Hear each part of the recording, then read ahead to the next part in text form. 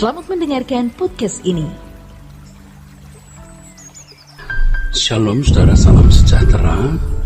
Kebenaran hari ini berjudul berakibat fatal. Dalam Matius 25 ayat 1-13 kita dapat menemukan perumpamaan mengenai 5 gadis yang bijaksana dan 5 gadis yang bodoh. Mereka semua menantikan mempelai yang akan datang dan mengadakan pesta perjamuan. Perbedaan antara 5 gadis yang bijaksana dan yang bodoh adalah yang bijaksana memiliki persediaan minyak, sedangkan yang bodoh tidak memiliki persediaan minyak. Kisah ini mengisyaratkan tragisnya 5 gadis bodoh yang tidak diperkenan masuk pesta perjamuan karena pelitanya mati, kehabisan minyak, dan ketika pergi mencari minyak mereka terlambat masuk ke dalam pesta perjamuan. Sangat besar kemungkinan 5 gadis bodoh memperhitungkan bahwa minyak yang dibawanya belum tentu cukup, tapi mereka mengambil resiko untuk menunda mempersiapkan minyak cadangan. Penundaan tersebut berakibat sangat fatal. Mereka tidak diperkenan masuk ke dalam pesta perjamuan.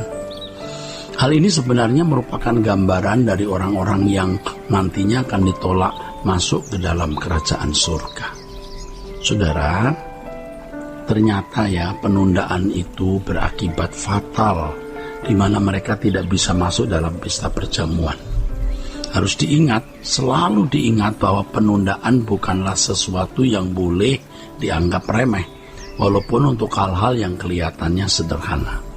Penundaan bisa berakibat fatal, seperti yang dikemukakan di dalam perumpamaan ini. Alkitab menulis, akan tetapi pada waktu mereka 5 gadis bodoh sedang pergi membelinya, datanglah mempelai itu dan mereka yang telah siap sedia masuk bersama-sama dengan dia ke ruang perjamuan kawin, lalu pintu ditutup. Kemudian datang juga gadis-gadis lain yang bodoh. Tuan, Tuan, kata gadis-gadis bodoh itu, bukakanlah kami pintu. Tetapi Tuan di dalam pesta perjamuan itu menjawab, aku berkata kepadamu, sesungguhnya aku tidak mengenal kamu. Terkesan Tuhan yang mengadakan pesta adalah Tuhan yang jahat, yang tidak menghargai kelelahan dan pengorbanan 5 gadis bodoh yang telah menunggu kedatangan mempelai. Tetapi itulah faktanya, bahwa jika dalam menyambut mempelai mereka tidak datang tepat waktu, mereka tidak mendapat bagian dalam pesta perjamuan. Saudara, kebenaran apakah yang dapat kita petik dari perumpamaan ini? Banyak orang Kristen yang menafsirkan atau mengartikan minyak tersebut adalah Roh Kudus. Nah, saudara, kita harus mengerti bahwa tidak selalu minyak menunjuk kepada Roh Kudus, Minyak dalam perumpamaan ini sebenarnya menunjuk pada sikap berjaga-jaga. Itulah sebabnya Yesus berkata, karena itu berjaga-jagalah, sebab kamu tidak tahu akan hari maupun akan saatnya. Sikap berjaga-jaga adalah tindakan di mana seseorang tidak menunda apa yang seharusnya dilakukan demi keselamatan hidupnya. Tuhan Yesus berkata bahwa kita tidak tahu akan hari maupun saat di mana Tuhan Yesus datang, atau hari seseorang meninggal dunia. Orang-orang yang ceroboh adalah orang-orang yang menunda yang seharusnya dilakukan untuk keselamatan kekalnya. Hampir semua orang menunda untuk bertobat dan mengalami perubahan terkait dengan keselamatan kekal jiwanya. Pada umumnya mereka terlena dalam kenikmatan dunia. Mereka terlena dalam cengkeraman kuasa kegelapan. Banyak mereka yang tidak menyadari keadaan tersebut, saudara. Ini mengerikan saudara. Berjaga-jaga adalah sikap yang selalu mempersiapkan diri, seakan-akan tidak akan ada waktu lagi untuk mempersiapkan diri menghadap Tuhan. Seakan-akan tidak ada lagi waktu untuk bertobat, seakan-akan tidak ada lagi waktu untuk berubah.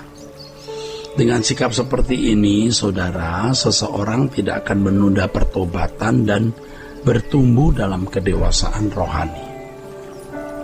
Harus selalu dipertimbangkan bahwa kematian bisa menjemput seseorang setiap saat. Itu berarti tidak ada kesempatan lagi untuk bertobat dan berubah atau mempersiapkan diri menghadapi pengadilan Allah. Itu berarti tidak ada kesempatan lagi untuk bertobat dan berubah atau mempersiapkan diri menghadapi pengadilan Allah. Kita harus berpikir bahwa kesempatan yang tidak akan ada lagi atau hilangnya kesempatan itu sesuatu yang benar-benar sangat mengerikan. Kuasa gelap selalu menyuarakan bahwa nanti selalu masih ada kesempatan untuk bertobat dan berubah. Nah, suara seperti ini membuat seseorang pasti menunda apa yang seharusnya segera dilakukan, yaitu melakukan pertobatan yang sungguh-sungguh dan mengubah cara hidup. Kuasa gelap akan bekerja sangat giat agar orang Kristen tidak segera mengambil keputusan bertobat. Iblis akan terus berusaha agar orang Kristen menunda pertobatan, menunda mendahulukan kerajaan Allah, menunda berubah, menunda berperkara dengan Allah. Nah, saudaraku sekalian, terkait dengan hal ini harus dimengerti, saudara, bahwa setiap tindakan kita atau setiap perbuatan itu ada harganya atau ada konsekuensinya. Kalau seseorang menunda suatu langkah atau tindakan yang seharusnya segera dilakukan, ia harus membayar harga tindakan itu.